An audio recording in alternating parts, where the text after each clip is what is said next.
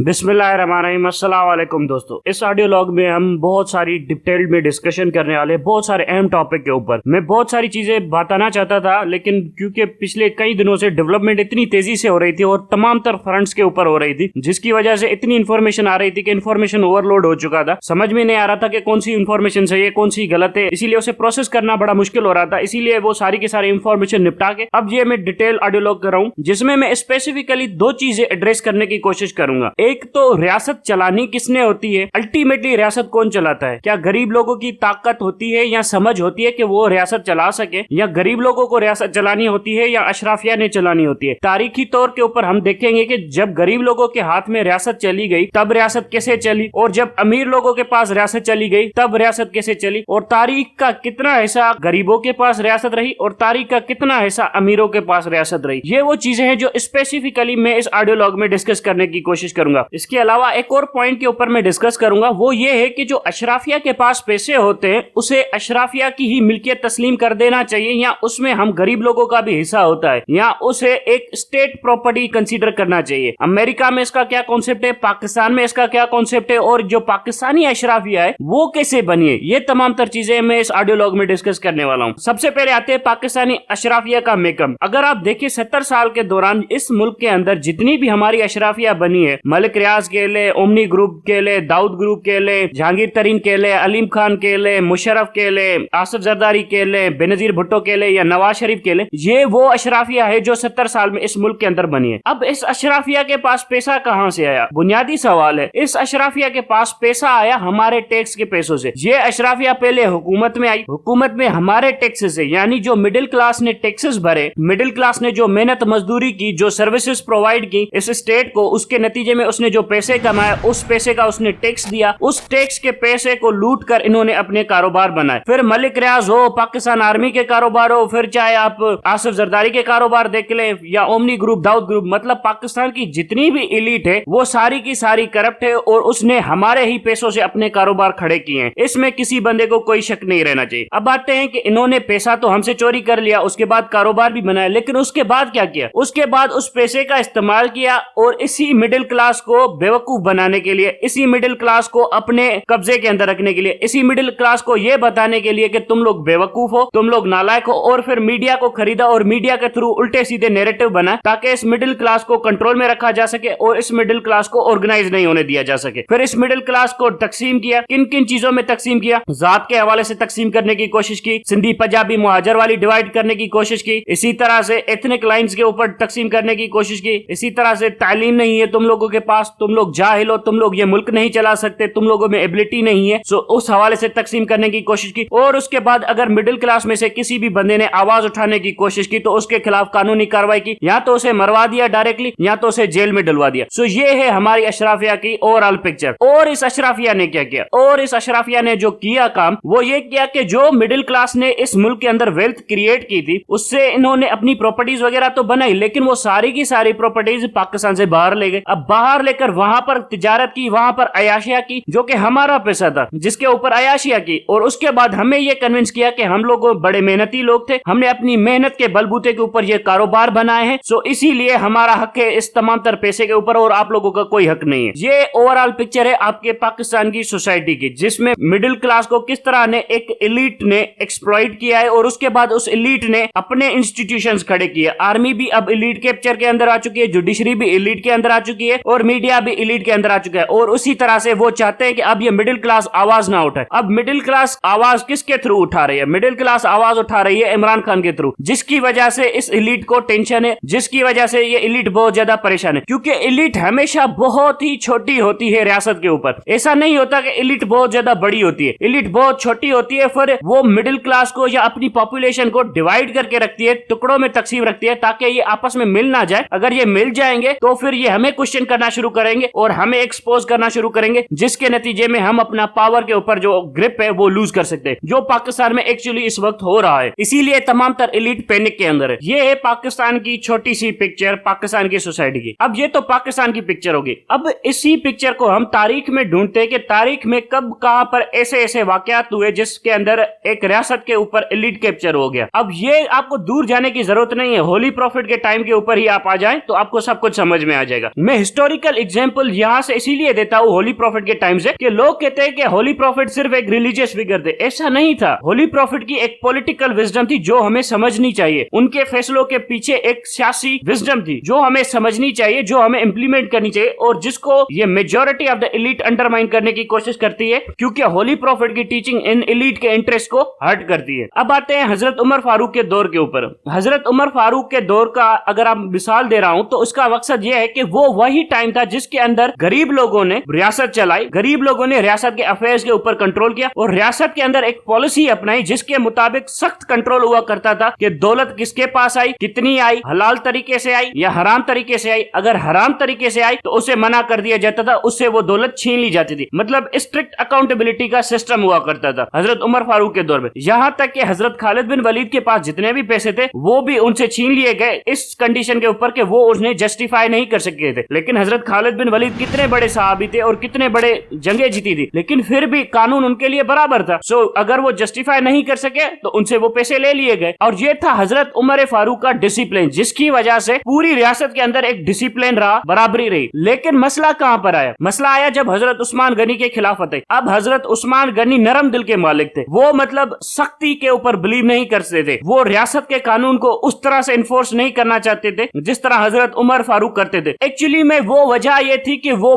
बचपन से ही अमीर रहे थे, सो इसकी वजह से उनकी तरबियत के अंदर थोड़ी नरमी थी। हजरत उमर की तरबियत हुई थी थोड़े सख्त माहौल में, सो उनकी तबीयत के अंदर थोड़ी सी सख्ती थी। जब हजरत उस्मान आए तो हजरत उस्मान के सामने एक बुनियादी सवाल था। बुनियादी सवाल यह था कि इस वक्त जंगें नहीं हो रही, क्योंकि उस टाइम पे रियासत की रेवेन्यू आती थी दो तरीकों से। एक तो आती थी एग्रीकल्चर सेक्टर से, दूसरी होती थी जंगों के तरीके से। अगर जंगें हो रही है तो माले गनीमत आ रहा है, माले गनीमत आ रहा है तो उससे रियासत के अफेयर्स चल रहे हैं। लेकिन हजरत उस्मान गनी के सामने जो सवाल आया और जो कि बड़ा क्रिटिकल सवाल था और जो तमाम रियासतों के सामने सवाल आता है, जो कि इस वक्त पाकिस्तानी रियासत के सामने भी सवाल है, कि उस वक्त जंगें भी नहीं हो रही थी, फतवात भी नहीं हो रही थी, जिसकी वजह से माले गनीमत की तादाद कम हो रही थी और रियासत ने अपनी फौजें भी मेंटेन करनी थी। सिर्फ एक एग्रीकल्चर सेक्टर से रियासत अपनी फौजें मेंटेन नहीं कर सकती थी, तो फिर रियासत को कैसे चलाया जाए? फिर एक डिसेंट्रलाइज सिस्टम अपनाया गया। डिसेंट्रलाइज सिस्टम किस तरह का होता है? डिसेंट्रलाइज सिस्टम इस तरह से होता है कि तमाम तर इलाकों के अंदर यानी सूबों के अंदर आपके गवर्नर अपॉइंट होते हैं। गवर्नर को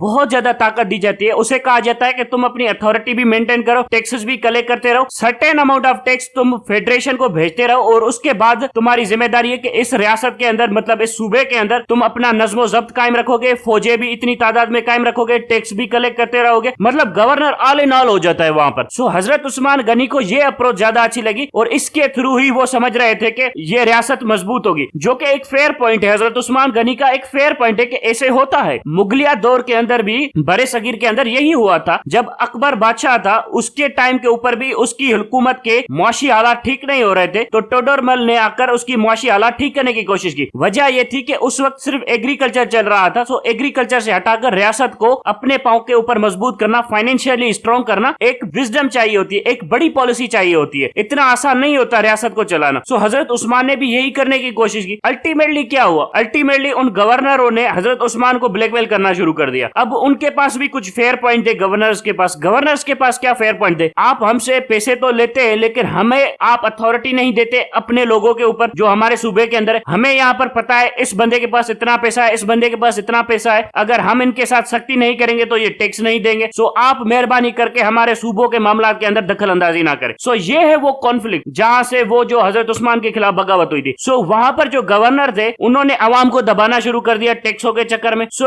अल्टीमेटली अवाम तंग हो गई गवर्नरों से, जिसकी वजह से उन्होंने हजरत उस्मान के खिलाफ बगावत कर दी। ये है ओवरऑल पिक्चर रियासत की। अगर रियासत माशी तौर के ऊपर मजबूत नहीं होगी तो अवाम के अंदर बगावत होगी और बगावत के नतीजे में अच्छे बादशाह भी शहीद हो सकते हैं। ये एक पॉसिबिलिटी होती है, हमेशा पॉसिबिलिटी होती है। उसके बाद आते हैं हजरत अली के दौर के ऊपर। हजरत अली करमला वजह का दौर बिल्कुल सख्त इस्लाम के मुताबिक, ना लेफ्ट ना राइट, जो कुरान है जो हदीस है उसी के मुताबिक चला जाएगा और कहीं नहीं देखा जाएगा। अब हजरत उस्मान का दौर जो कि 12 साल चला था, उसमें लोगों ने की थी अयाशियां। अब उन्होंने क्या किया था कि जो टैक्स वो सूबों से कलेक्ट कर रहे थे उसके नतीजे में हजरत उस्मान को तो बहुत छोटी सी रकम भेज रहे थे जो कि फेडरेशन के पास जा रही थी, बल्कि ये वहां पर खुद अपनी प्रॉपर्टीज बना रहे थे, जैसे पाकिस्तान की अशराफिया करती है। टैक्सेस रियासत को कम देते हैं और फिर अपनी प्रॉपर्टी ज्यादा बनाते। सो वहां पर उन लोगों ने बनाई थी प्रॉपर्टियां। अब प्रॉपर्टियां बनाने के चक्कर में उन लोगों ने की थी अयाशियां। जो अयाशियां उन लोगों ने की थी अब वो इतनी इतनी आसानी से तो छूटने वाली नहीं थी। सो हजरत अली ने आकर जब उनकी अयाशियों के ऊपर हाथ डालने की कोशिश की, तो जैसे इस वक्त नून लीग, पीडीएम सारी जमातें मिल गई है ना, फौज भी मिल गई, जुडिशरी भी मिल गई, क्योंकि इनकी अयाशियां खत्म होने वाली हैं। सो इसी तरह से उसी टाइम के ऊपर भी बहुत ज्यादा अशराफिया के लोग मिल गए थे हजरत माविया के साथ, ताकि हजरत अली को दबाया जा सके, वरना ये हमारी अशराफिया की अयाशिया वगैरह खत्म कर देगा। सो इसी तरह से आप देखेंगे तारीख के अंदर अशराफिया हमेशा अपने आप को प्रोटेक्ट करती आ रही, और फिर देखेंगे कि आप हजरत अली की शहादत हो जाती है और उसके बाद ये अशराफिया जीत जाती है, फिर अशराफिया रज के करप्शन करती है। इसके बाद आते हैं हजरत उमर बिन अब्दुल अजीज के दौर के ऊपर आते हैं। हजरत उमर बिन अब्दुल अजीज जो कि अशराफिया में से ही थे। अब ये भी देखे ना खुदा की कुदरत, खुदा कैसे दिल देता है, खुदा कैसे ईमान देता है अशराफिया के लोगों को भी। हजरत उमर बिन अब्दुल अजीज जो कि खुद अशराफिया में से थे, लेकिन जब हुकूमत में बैठे तो गरीबों का साथ दिया, और जिस जिस अशराफिया ने गरीबों की मिल्कियत लूटी थी उनको पकड़ के गरीबों के सामने खड़ा कर दिया और उनके हवाले दौलत करने को कहा कि गरीबों की दौलत गरीबों के हवाले करो। अब हजरत उमर बिन अब्दुल अजीज एक फेयर, इंसाफ और उसूल पसंद की पॉलिसी के ऊपर चल रहे थे, लेकिन अशराफिया से वहां पर भी बर्दाश्त न हुआ। फिर अपने ही लोगों ने हजरत उमर बिन अब्दुल अजीज को जहर दे दिया, 2 साल भी हुकूमत करने ना दी। सो अशराफिया तारीखी तौर के ऊपर हमेशा से जीती आई है और हमेशा से ही करप्ट रही है, और उसने हमेशा से ही अपनी अयाशियों को प्रोटेक्ट करने की कोशिश की है। पाकिस्तान के अंदर भी कुछ ऐसा ही चल रहा है। अगर आप देखें हजरत उमर बिन अब्दुल अजीज के साथ ये लोग ये कर सकते हैं, तो पाकिस्तान के अंदर कौन सी बड़ी बात होगी ये सब कुछ करना। ना ये अशराफिया इतनी नमाजी है, ना परहेजगार है जो हजरत उमर बिन अब्दुल अजीज के टाइम के अंदर अशराफिया थी। सो ये वो चीजें हैं जो हमें देखनी चाहिए। अब इन सवालों का जवाब क्या है, अब इन क्वेश्चंस को, इन पॉइंट्स को जितना मैंने उठाया है, इसका अल्टीमेट कंक्लूजन क्या है, एक और मिसाल देकर समझाता हूँ। अल्टीमेट कंक्लूजन के ऊपर आने से पहले एक और मिसाल देकर समझाता हूँ। जब फ्रांस में इनकलाब आया था तो कोशिश ये की गई थी कि अशराफिया का धड़म तख्ता किया जाए, और अशराफिया का नुमाइंदा समझा गया था उसके बादशाह को, लुई 17 को। मसला ये हुआ कि जब लुई 17 को उतार कर तख्त से हटाकर उसकी गर्दन उड़ा दी गई, उसकी बीवी की भी गर्दन उड़ा दी गई, तो समझा गया कि अशराफिया खत्म हो जाएगी और अब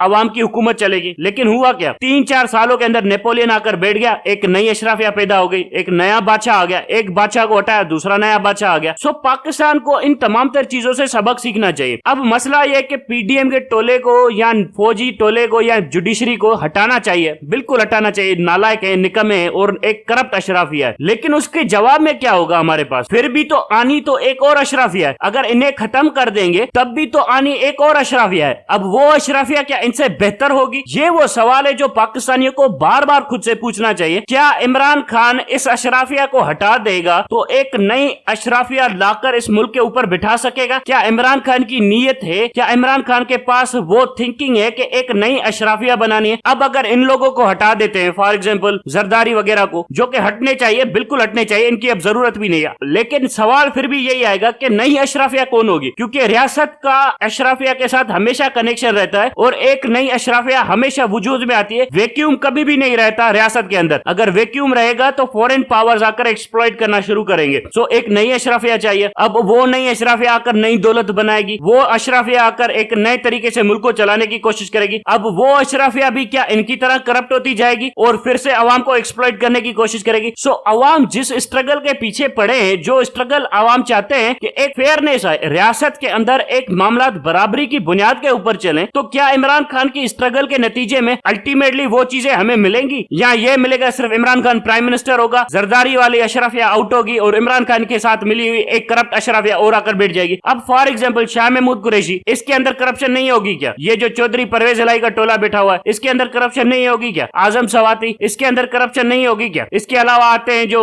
आजाद कश्मीर के अंदर इमरान खान के जो हिमायती बैठा हुआ है प्राइम मिनिस्टर, वो करप्ट नहीं है क्या? इसके अलावा आते हैं केपीके के अंदर जो अयूब खान का पोता था, जिसको एनर्जी मिनिस्टर बनाया था, 15.5 अरब से ज्यादा प्रॉपर्टी बढ़ गई है उसकी पिछले 3 सालों के अंदर, क्या उसके अंदर करप्शन नहीं है क्या? सो इमरान खान अगर इन करप्ट टोलों को हटाएगा तो क्या एक और करप्ट टोला पैदा कर देगा? ये वो सवाल है जो पाकिस्तानियों को बार बार खुद से पूछना चाहिए कि अल्टीमेटली हमने क्या करना है। इसका जवाब दे देता हूं अब मैं। अल्टीमेटली हमने एक नई अशराफिया तो बनानी है। ये तो एक तारीखी सबक है कि अशराफिया के बगैर मुल्क नहीं चल सकता, लेकिन वो अशराफिया ये नहीं होनी चाहिए अयूब खान का पोता करप्ट दादे का करप्ट पोता आ जाए, ये परवेज इलाही चोर आ जाए, या ये हुमायूं आ जाए जिसका बाप लेफ्टिनेंट जनरल अख्तर जो अफगान जंग के दौरान $200 मिलियन लेकर उड़ गया था पाकिस्तान से। सो ये वो करप्ट टोले का बेटा, ये वो लोग हैं जो नहीं आने चाहिए। जो एक्चुअली में आने चाहिए वो मिडिल क्लास से नई अशराफिया इमरान खान को बनानी पड़ेगी। नई अशराफिया इमरान खान कैसे बनाएगा? इमरान खान ऐसे बनाएगा कि उनको लोन्स देगा, उनसे बिजनेस करवाएगा, स्लोली एंड ग्रेजुअली یہ جو ینگ جنریشن ہے یہ انٹرپرینور اسکل کی ماہر ہے, ان کے اندر رسک ٹریکنگ ایبلٹی ہے, ان کے اندر چیزوں کو سمجھنے کی ایبلٹی ہے, یہ دنیا جیت سکتے ہیں پاکستان کے لیے. اگر عمران خان اس ینگ جنریشن کے اوپر انویسٹ نہیں کرے گا اور ان میں سے نئے بزنس مین نہیں پیدا کرے گا بلکہ اسی کرپٹ اشرافیہ کے ٹولے کو لانے کی کوشش کرے گا جو کبھی اس طرف ہوتا ہے کبھی اس طرف ہوتا ہے, تو کوئی پرماننٹ چینج نہیں آنے والا پاکستان کے اندر. ہم فوج کو بھی رگڑا لگا دیں گے, ہم جوڈیشری کو بھی رگڑا لگا دیں گے, ہم پی ڈی ایم کو بھی رگڑا لگا دیں گے, لیکن چینج تو نہیں آیا. 0/0. ہم پھر بھی وہیں پر کھڑے ہوں گے جو وہاں پر پچھلے 6 سالوں سے کھڑے تھے. سو یہ سوچنے کی باتیں ہیں کہ الٹیمیٹلی ہم نے حاصل کیا کرنا ہے. ہم نے حاصل کرنی ہے ایک نئی اشرافیہ پاکستان کے اندر. صرف عمران خان کو وزیر اعظم بنانے سے کام نہیں چلے گا, اور نئی اشرافیہ تبھی بنے گی جب مڈل کلاس کو لون دیے جائیں گے, SMEs business operate کرنے دیے جائیں گے, اور پاکستان کی مڈل کلاس کو ایکسپینڈ کیا جائے گا, پاکستان کی مڈل کلاس کو بڑھایا جائے گا. تب جا کر ہمیں اس ملک کے اندر ایک ریئل چینج ملے گا. ورنہ عمران خان کو پرائم منسٹر بنانے سے, مرچلا لگانے سے, زرداریوں کو بھگانے سے کوئی چینج نہیں آنے والا. چینج تبھی آئے گا جب مڈل کلاس کو بڑھایا جائے گا, مڈل کلاس کو اور زیادہ امپاور کیا جائے گا. امپاور آپ کیسے کرتے ہو کسی کو؟ آپ امپاور کرتے ہو جب آپ اس کو پیسے دیتے ہو. فار ایگزامپل کوئی کہتا ہے کہ میں